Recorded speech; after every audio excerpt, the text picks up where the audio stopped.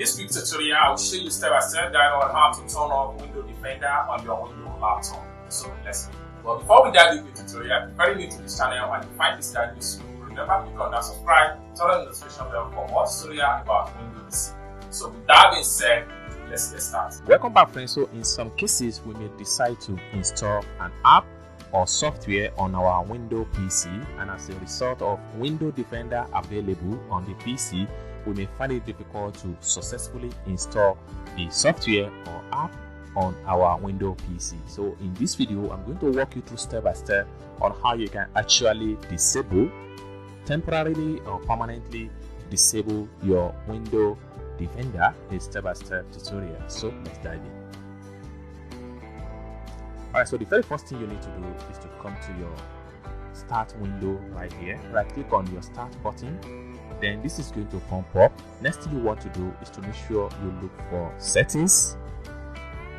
Then from this point right here, what you need to do is to locate update and security. Then take you to this particular page. So what you need to do here is to navigate to Windows Security. Click on that. So it takes you to this particular page. Next thing you want to do is to navigate to Virus and Threat Protection. So this dialog window is going to pop up just like what you see right here. What we want to do now is to simply scroll down, and then you have to navigate to Manage Settings. Click on Manage Settings. Then it takes you to this particular page. What you need to do is to make sure you turn off this. Then you click on Yes.